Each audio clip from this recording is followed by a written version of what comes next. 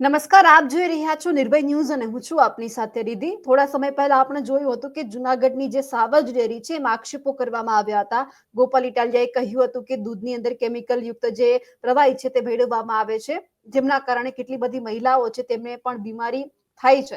અને એ પછી જયારે આક્ષેપો સામે આવ્યા એટલે ચેરમેન સ્વાભાવિક છે કે મેદાનમાં આવે. દિનેશ ખટારીયાએ તમામ આક્ષેપોને ફગાવી નાખ્યા. પણ હવે ક્યાંક એવું લાગી રહ્યું છે કે ગોપાલ ઇટાલિયાએ જે આક્ષેપો કર્યા હતા તેમને સમર્થન આપવામાં આવી રહ્યું છે. તપાસની માંગ કરવામાં આવી છે અને આ તપાસની માંગ કોઈ બીજા વ્યક્તિએ નહીં પરંતુ જે સાવજ ડેરીના ડિરેક્ટર છે તેમણે કરી છે. મારી સાથે અત્યારે સાવજ ડેરીના ડિરેક્ટર રાજુભાઈ બોરખતરિયા જોડાયેલા છે. સીધી તેમની સાથે જ વાતચીત કરવી છે. રાજુભાઈ, નિર્ભય ન્યૂઝમાં આપનું સ્વાગત છે. નમસ્તે. રાજુભાઈ, સૌથી પહેલા તો થોડા સમય પહેલા જે આક્ષેપો ગોપાલ ઇટાલિયા દ્વારા કરવામાં આવ્યા, બરાબર છે કે આમાં તપાસ થવી જોઈએ કે આટલા લીટર દૂધ છે તો આટલું કેમિકલ યુક્ત એમાં જે પ્રવાહી છે તે ભેળવવામાં આવે છે, લોકો બીમાર પડે છે. તમે અત્યારે વાત કરી છે કે તપાસ થવી જોઈએ. તમને કેમ એવું લાગે છે કે આ ક્યાંક સાચું હોય એમ? બેન, મારું કહેવાનું એવું છે કે ગોપાલભાઈ ઇટાલિયાએ જે આક્ષેપ કર્યા, તો કોઈ પણ માણસ કાંઈ પણ આક્ષેપ કરે ને તો થોડું જાજુ એમાં તથ્ય હોય તો આક્ષેપ કરે. તો એની પાછળનું મારું જાણવું એવું છે કે કોઈ પણ ગામડું હોય તો ગામડાની વસ્તી આપણે જોવી પડે. ગામડાની અંદર એનું પશુધન જોવું પડે કે આ ગામની અંદર એટલી વસ્તી છે, એટલું પશુધન છે, અને એ ગામમાં દૂધના કલેક્શન સેન્ટર કેટલા છે. અત્યારે એક માહી ડેરીનું ચાલુ હોય, પછી બીજું સાવજ ડેરીનું ચાલુ હોય, બીજા લોકલ ચાલુ હોય. એ બધીના કલેક્શન કેટલા થાય ને ક્યાં ક્યાં કેટલું દૂધ ભરાય તો સાચો સિતાર મળે. કે દાખલા તરીકે મારું ગામ મટિયાણા છે, માણાવદર તાલુકાનું મટિયાણા ગામ. મારા ગામની વસ્તી છે 3500 થી 4.5 ની આસપાસ એવું હશે, બરોબર. તો એની અંદર હું એમ કહું કે 700 800 કે 1000 પશુધન હોય. તો ખાલી પશુધન નહીં, એમાં બળદે હોય, બરોબર. તો આપણે દૂધ આપે, જેને અમે દેશી ભાષામાં કહીએ કે દૂધનું ઢોર, બરોબર. એમાં પછી ગાય હોય કે ભેંસ હોય. બકરાનું અને ગાઢરાનું દૂધ લેવાતું નથી. તો ગાય ભેંસ હોય તો એમાં કેટલા ગાય ભેંસ દૂધ આપે છે અને કેટલા ગાય ભેંસ દૂધ નથી આપતા. કેમ કે દાખલા તરીકે કોઈ પણ ગામમાં 500 ભેંસો હોય તો 500 ભેંસ દૂધ ન આપતી હોય, એમાં 50 60 100 દૂધ ન આપતી હોય. કેમ કે કન્ટિન્યુ કોઈ પણ પશુ છે એ દૂધ ન આપે, અમુક ટાઈમ એ બંધ હોય દૂધ. એ દૂધ કેટલું થાય, મારી ડેરીમાંથી ત્યાં કેટલું જાય, ઈ ડેરી મહત્વનું છે. ડેરી સંઘમાં એટલે અમારે શું હોય, ડેરી ઉપરથી જાય સેલિંગ સેન્ટર, એટલે કે જ્યાં એને બીએમસી કહેવાય. બીએમસી ઉપર જાય અને બીએમસી ઉપરથી પ્લાન્ટ ઉપર દૂધ જતું હોય.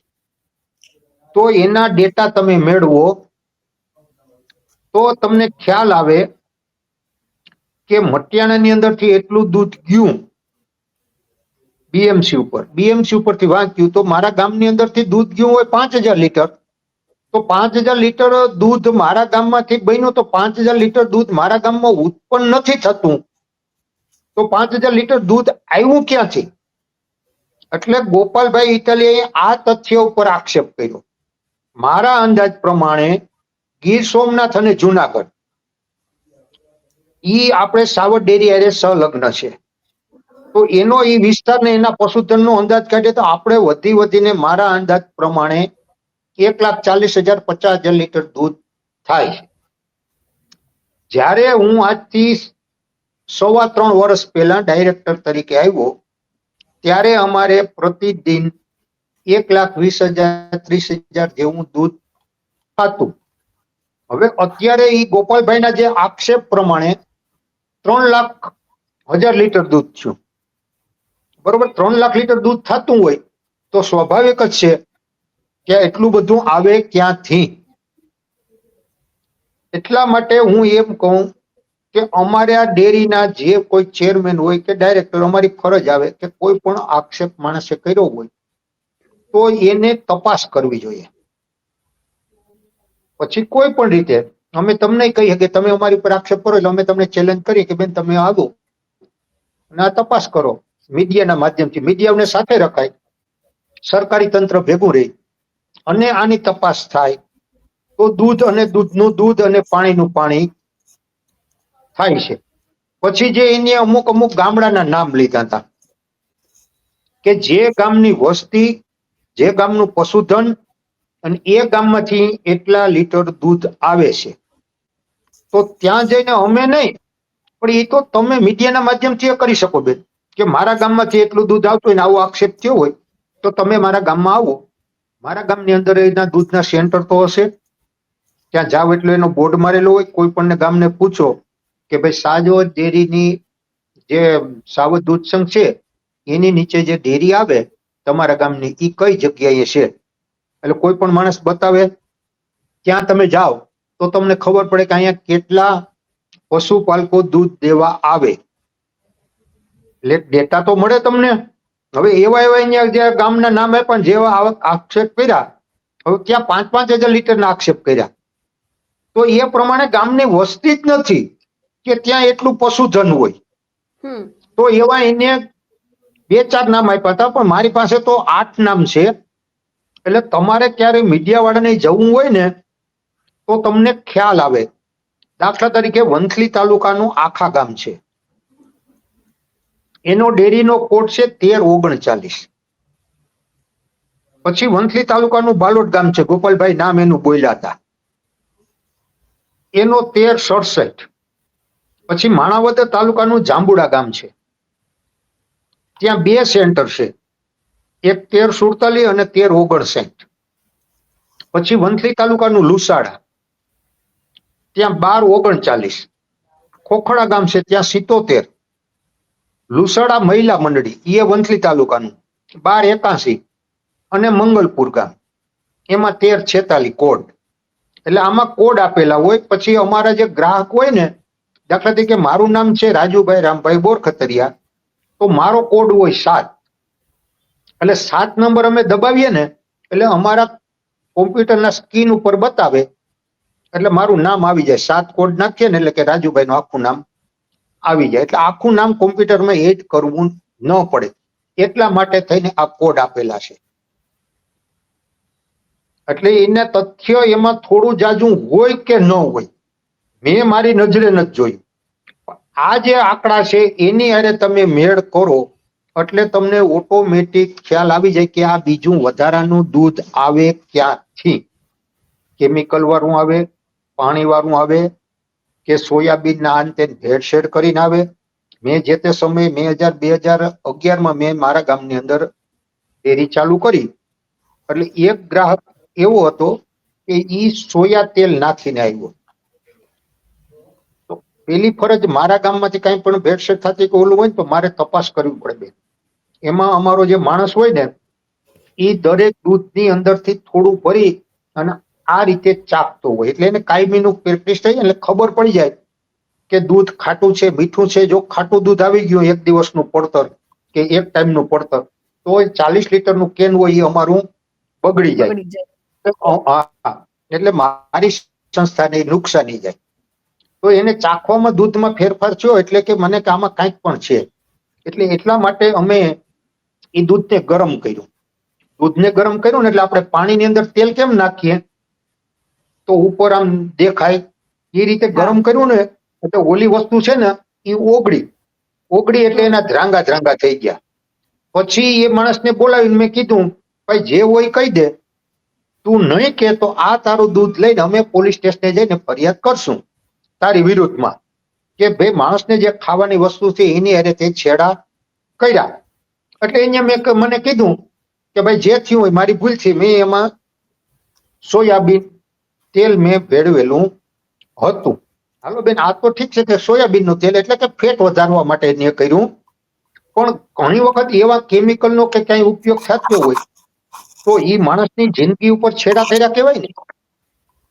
એટલે મેં મીડિયાના માધ્યમથી કેટલા માટે કીધું, નકર આ ઋષિકેશભાઈનો ઓલામાં નથી આવતું પોર્ટફોલિયામાં, પણ આરોગ્ય મંત્રી છે, માણસને સ્વાસ્થ્ય બાબતનો પ્રશ્ન છે, એટલે આમાં એને ઇન્વોલ્વ થવું પડે. અને જગદીશ વિશ્વકર્મા ઉર્ફે જગદીશભાઈ પંચાલ, એ આપણા સહકાર મંત્રી છે. જે તે સમયે મેં એને કાગળે લખ્યો હતો મારા પ્રશ્ન બાબત. તો એમાં સરકાર કોઈ પણ બાબતની તપાસ કરતી નથી. હું તો પાર્ટીનો કાર્યકર છું, મારે આ બીજી પેઢી છે. મેં પાર્ટી અંદર 1996 થી 2019 સુધી સંગઠનની અંદર કામ કરેલું છે, બરોબર. હવે અમારા આવા જૂના કાર્યકરો એનું ન સાંભળતા હોય, એનું ઉપલે લેવલે નોંધ ન થતી હોય, તો સામાન્ય માણસોનું શું? કોઈ પણ માણસનું કઈ પણ પત્ર વ્યવહાર થાય, XYZ, સાચું હોય તો સાચું, ખોટું હોય તો ખોટું, પણ આપણે એનો જવાબ તો આપવો પડે ને બેન. એટલે અમારું કહેવાનું, અમે ક્યારે આવીએ તમારી મીડિયા પાસે, ક્યારે આવીએ કે અમારાથી થતું હોય, અમે કર્યું ન થયું હોય, પછી આમ પબ્લિકમાં મૂકવું પડે ને. નકર આ ઘરનો ઝઘડો હોય, એ ઘરમાં ને ઘરમાં આપણે સાસુઓ બાંધતા હોય, તો એના દીકરા હોય કે સસરા હોય, ઈ ઘરનો ઝઘડો નિપટાવી લે તો બાર વાત જાતી નથી. હવે આ બાર વાત ગઈ, આ ગોપાલભાઈ જાહેરમાં કીધું, પછી અમારા જેવાને તમે પૂછો તો અમારે જેવું હોય થોડુંક તો કેવું પડે. બધું ભલે અમે સાચું ન કહીએ, પણ થોડા ટકા તો અમારે થોડુંક તો સ્વીકારવું પડે ને. એટલે એવું છે બેન. પણ રાજુભાઈ, જે પશુપાલકો દૂધ ભરીને જાય, બરાબર, જ્યારે લોકો સુધી પહોંચે છે, તો કોઈ લોકો પાસેથી ફરિયાદ આવી છે કે અમને આવું થયું છે આ દૂધ પીધા પછી? એમ, કારણ કે આક્ષેપ તો થઈ ગયા, બરાબર છે, પણ જેમને પીધું છે આપણી પાસે કોઈ એવું આવ્યું નથી કે આપણી પાસે એવી કોઈ ફરિયાદ નથી. એમ પછી આ એવું તો નથી બેન. જો દૂધ હોય એ આપણે ગરમ કર્યું હોય ને ગરોળી પડી હોય, અને પછી આપણે પીવામાં આવે તો આપણે ફ્રૂડ પોઈઝન થાય, તો દવાખાને જાવ એટલે ખબર પડે કે આ વસ્તુ પીવાથી આવું થયું. આ બધી તો શું છે, અમુક વસ્તુ એવી આવે કે આની લાંબે ગાળે ઇફેક્ટ થતી હોય, તાત્કાલિક ન થતી હોય. આપણે છે કે આગળ દાખલા તરીકે આજે મેં દૂધ પીધું કે આજે અમે દવા છટેલા શાકભાજી ખાધા એટલે સીધું કેન્સર થયું, એવું તો નથી થવાનું. પણ આની તપાસ થતી હોય તો માણસના કોઈ પણ નાના બચ્ચા, અત્યારે તમે ઘણી વખત સાંભળ્યું છે 6 વર્ષના બાળકોને કેન્સર થાય, જોયેલું જ છે. પણ એ આપણી જીવનશૈલી એવી થઈ ગઈ, ખાવા પીવાના હિસાબે થતું હશે. નકર 6 વર્ષના બાળકોને કેન્સર કઈ રીતે થાય?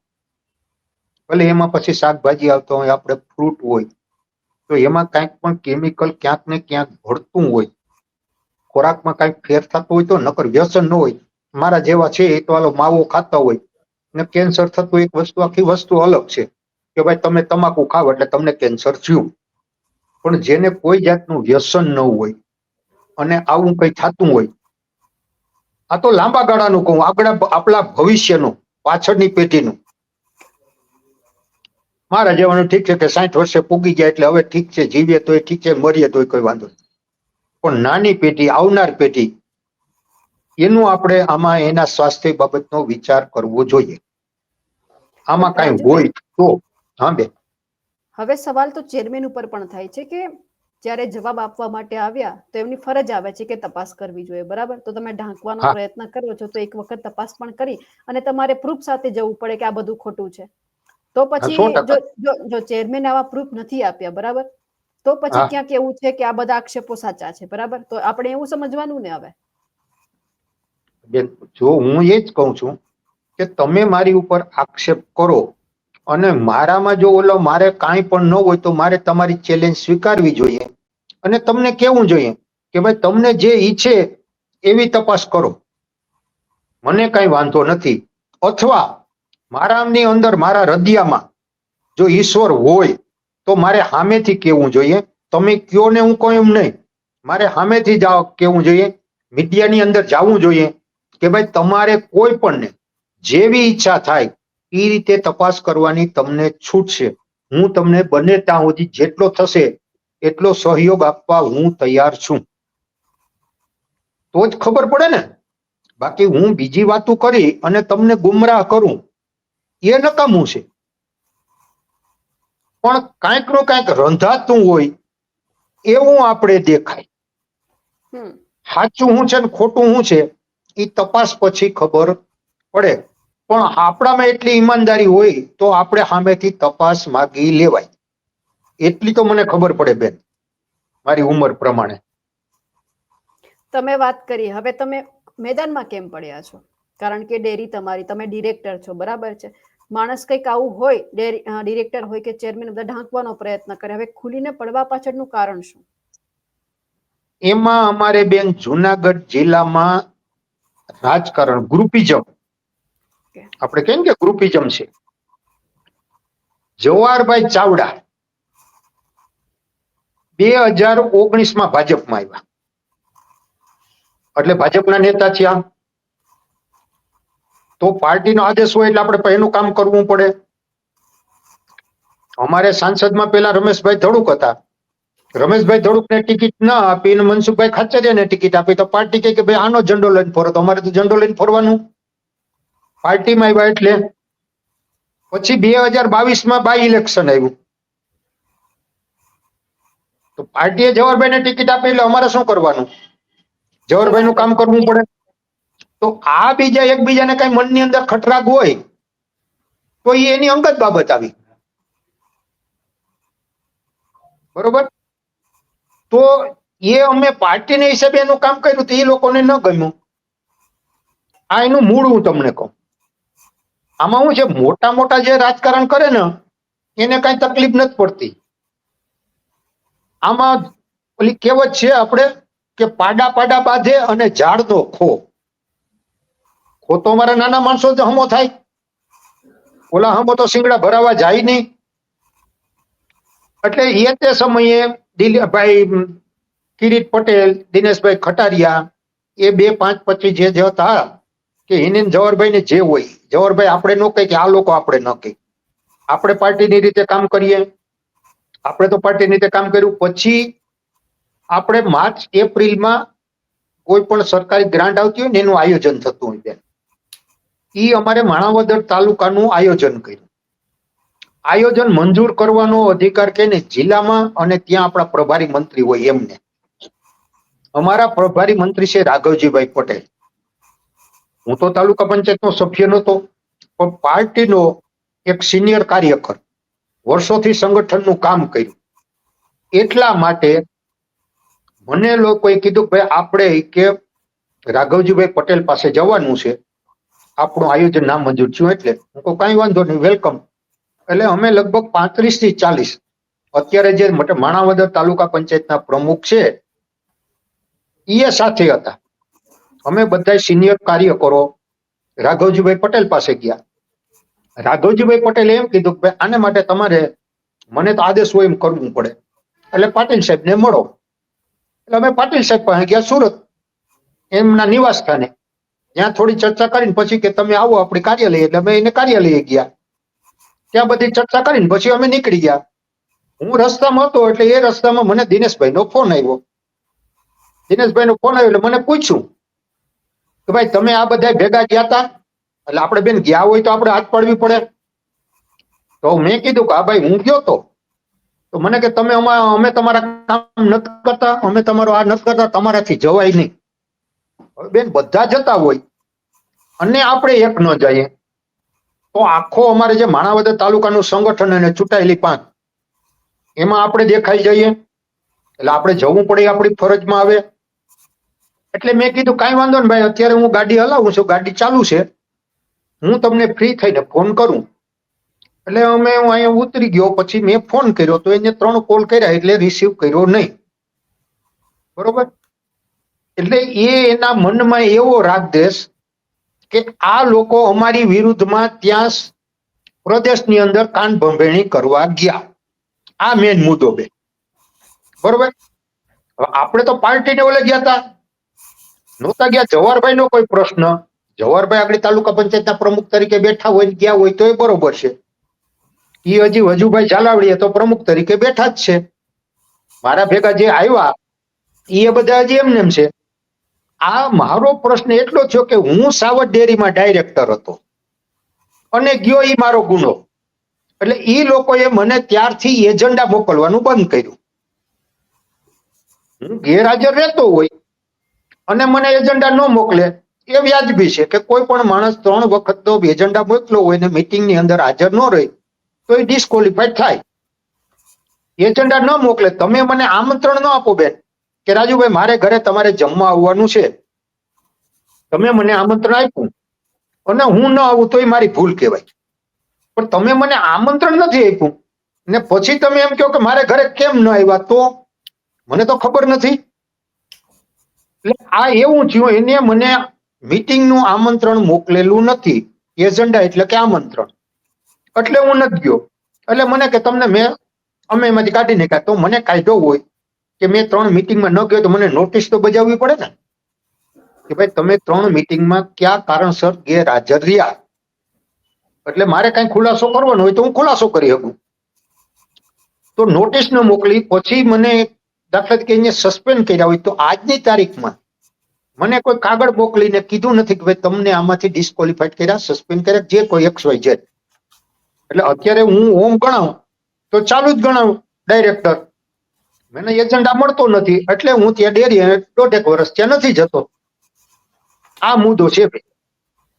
બાકી પાર્ટીની અંદર અમારે બીજું કઈ નથી. પણ મેઇન વસ્તુ આ કે મોટા મોટા નેતા ગ્રુપિઝમ કરે અને એનો ભોગ નાના કાર્યકરો બને. બિલકુલ રાજુભાઈ, આપ અમારી સાથે જોડાયા, આપનો ખૂબ ખૂબ આભાર. હા, ધન્યવાદ. તો જે રીતે હવે ક્યાંક અંદરનો ખટરાગ છે તે બહાર આવી રહ્યો છે, તેમને લઈને આપ શું માનો છો, કમેન્ટ કરીને ચોક્કસથી જણાવજો. સાથે જ અમારી નિર્ભય ન્યૂઝ ચેનલને લાઇક, શેર અને સબસ્ક્રાઇબ કરવાનું ભૂલશો નહીં. નમસ્કાર.